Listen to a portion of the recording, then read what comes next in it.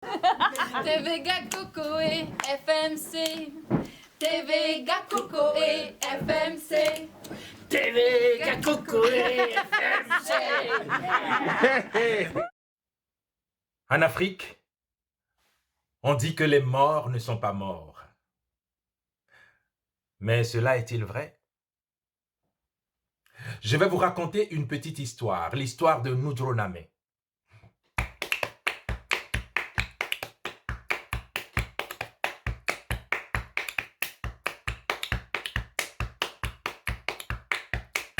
Il était une fois dans un petit village un homme. Cet homme, malgré ses mariages successifs, n'a jamais réussi à avoir d'enfant. Il était une fois dans le même village une femme. Cette femme, malgré ses mariages successifs, n'a jamais réussi à avoir d'enfant. C'était le jour du marché. L'homme et la femme, dans la foule immense, se sont frôlés. Ils se sont arrêtés. Ils se sont regardés longuement sans rien dire. Puis, ils sont tombés amoureux l'un de l'autre. Et ils ont décidé de fonder un foyer. Les amis de l'homme ont beau essayer de l'en dissuader en lui disant « Mais tu viens à peine de rencontrer cette femme, pourquoi tu te précipites pour te marier ?» Mais l'homme leur disait « Vous savez, l'amour a ses lois qui ne sont pas toutes écrites. » Les amis de la femme, de leur côté, ont essayé de dissuader la femme de se marier aussi rapidement, mais elle leur disait « Vous savez, l'amour a ses lois qui ne sont pas toutes écrites. » Et l'homme et la femme se sont mariés et ils ont vécu heureux.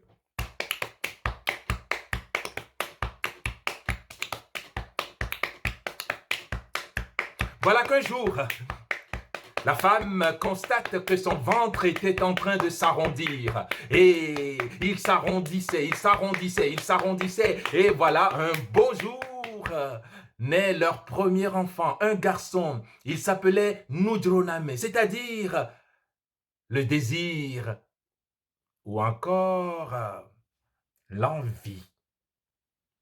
Nujroname était un petit garçon très beau. Il était le plus beau garçon du village, mais Nujroname était malfaisant. Il n'arrêtait pas de faire bêtise sur bêtise.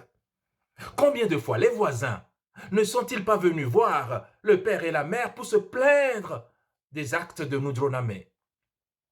Mais les parents répondaient toujours aux voisins, « Vous savez, Nujroname est un enfant, ça va lui passer, il va bientôt grandir. » Mais c'est tous les jours ainsi, et à chaque fois le père et la mère criaient, « Oh, Nujroname, tu vas nous tuer !»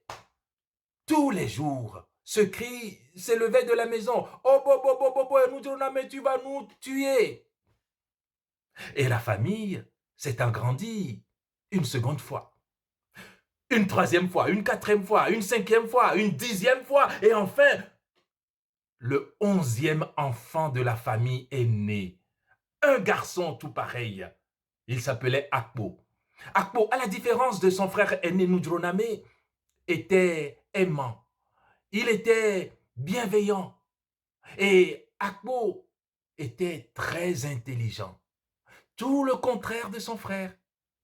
Et Akpo jouissait des privilèges dont jouissent tous les benjamins d'une fratrie. C'est-à-dire qu'il était aimé par les parents, il était adoré, il était adulé. Et cela énervait, mais énervait son frère aîné. Mais à chaque fois que Nujroname, le frère aîné, avait fait une bêtise et que les parents voudraient lui tomber dessus à bras raccourcis pour le corriger, qui est-ce qui vient le sauver? C'est Akpo, le petit frère. Akpo, le petit frère bien-aimé qui vient s'interposer entre son frère aîné et les parents. C'est ainsi, tous les jours, Nujroname trouvait toujours une bêtise à faire. Tel ce jour où il est monté sur le cocotier devant leur maison. Après avoir descendu toutes les noix de coco, il les ouvre et il les boit. Après les avoir bu, il remplit les noix de coco de son urine de façon abondante.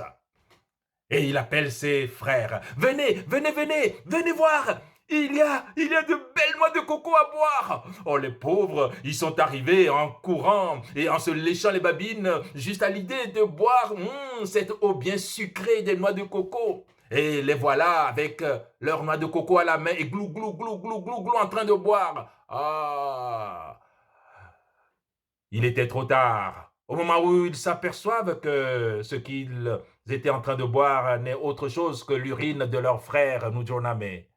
Certains avaient déjà avalé 1, 2, 3 gorgées. Et ils étaient furieux, mais Nujroname était content. Il jubilait et les parents criaient « Oh, bo, Nujroname, tu vas nous tuer !» Cette autre fois-là, Nujroname, discrètement, est entré dans la chambre de ses parents. Et il est parti dérober le peu d'économie qui restait à la famille. Lorsque son père a découvert qu'il était responsable de ce larcin, Nujroname n'a même pas émis ni regret ni remords. On aurait dit qu'il était plutôt fier de ce larcin.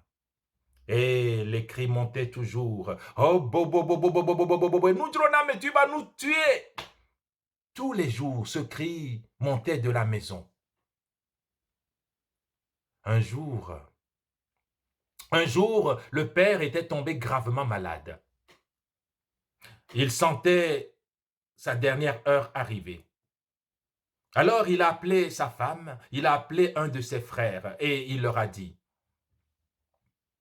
« Lorsque je ne serai plus là, vous irez dans mon champ à l'entrée du village. Du côté du soleil levant, vous trouverez un palmier. Sous ce palmier, j'ai enterré une jarre. Vous la déterrerez et vous la ramènerez au village pour découvrir ce qui s'y trouve. » Effectivement, quelques jours après, le père a rendu l'âme. 7 jours après, les cérémonies ont été faites. Et le lendemain, comme le leur avait demandé le père, la mère et l'oncle sont partis dans le champ. Et à la place indiquée, ils avaient trouvé une jarre qu'ils ont ramenée au village. Ils ont organisé une grande réunion familiale, réunion à laquelle participaient tous les oncles, toutes les tantes et tous les enfants, Nujroname en tête en tant que fils aîné. Alors la mère plonge sa main dans la jarre et en sort un bout de papier sur lequel est écrit « Akpo, mon Benjamin est le fils aîné. » Tout le monde se regarde. Qu'est-ce que cela veut dire?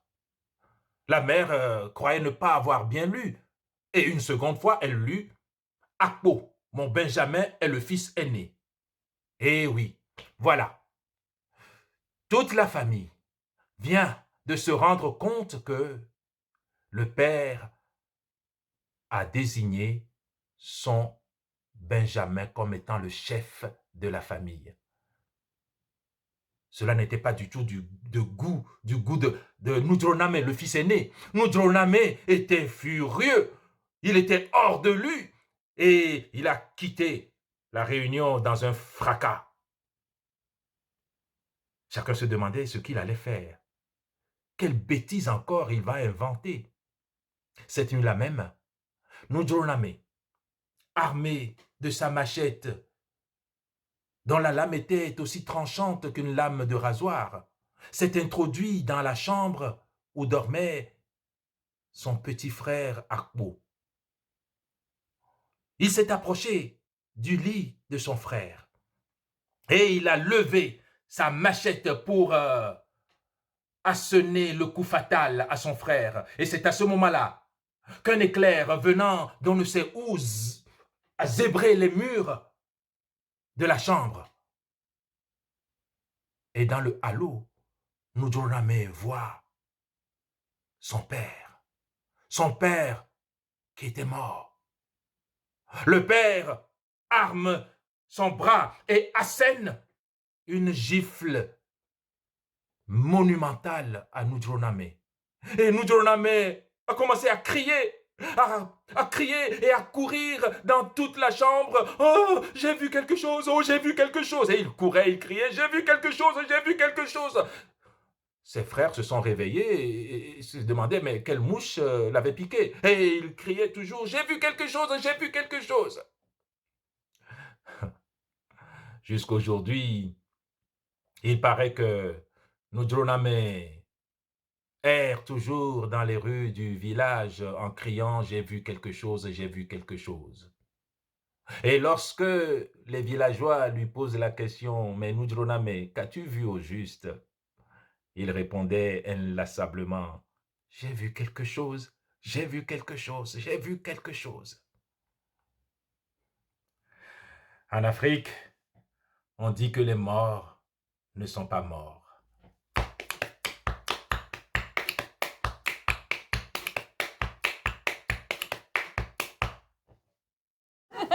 TV Gakoko et FMC. TV Gakoko et FMC. TV Gakoko et FMC.